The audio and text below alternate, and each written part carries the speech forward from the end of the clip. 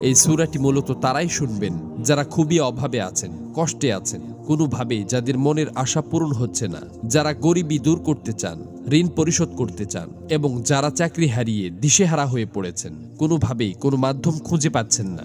আজকের এই গুরুত্বপূর্ণ সূরাটি শুধুমাত্র তাদের জন্যই। কষ্ট করে সূরাটি আপনারা মনোযোগ দিয়ে প্রথম থেকে শেষ পর্যন্ত শুনুন।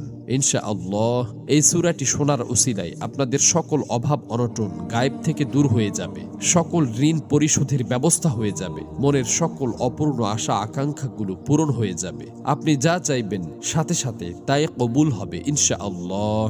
প্রিয় বন্ধুরা, আল্লাহ পাক চাইলে সবকিছুই সম্ভব। এজন্য আল্লাহ তাআলার কোরআন মাজিদের সর্বশ্রেষ্ঠ এই সূরাটি শুনতে শুনতে আপনার মনের সকল নিয়ত, মনোবাসনা ও জীবনের সকল চাওয়াগুলো আল্লাহ তাআলার কাছে মনে মনে দোয়ার মাধ্যমে তুলে ধরবেন। আল্লাহ চান তো মুহূর্তেই আপনার জীবনটা পরিবর্তন হয়ে যাবে।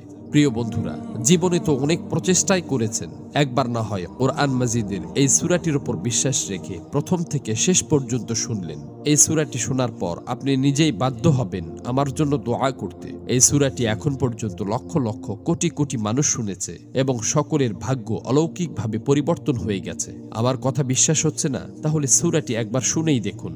এই সূরাটি মূলত কোরআন মাজিদের অন্যতম গুরুত্বপূর্ণ ও পাওয়ারফুল একটি সূরা। সূরাটি এ পর্যন্ত যতজন শুনেছে ততজনের সকল নিয়ত আল্লাহ তাআলা পূরণ করে দিয়েছেন।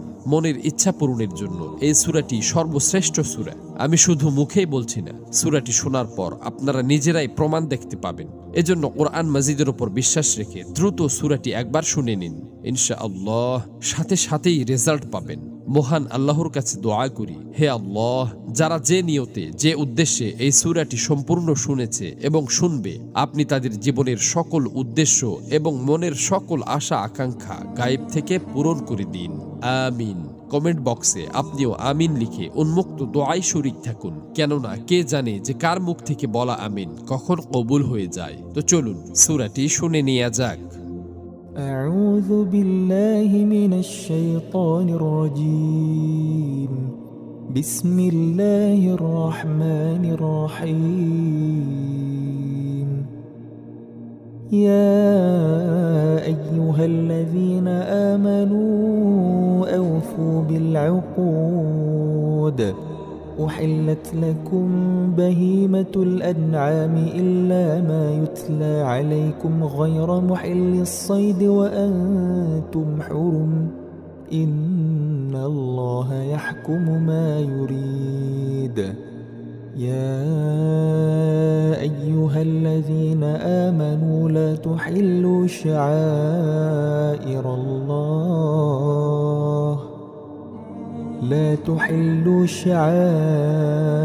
الله ولا الشهر الحرام ولا الهدي ولا القلائد